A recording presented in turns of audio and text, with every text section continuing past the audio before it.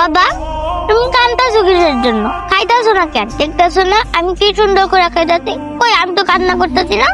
আরে আমি যে তোর কত বড় হতভাগা বাপ, আমার কারণে তোরা মায়ের আদর স্নেহ ভালোবাসা থেকে বঞ্চিত হয়ে যাইতেছস।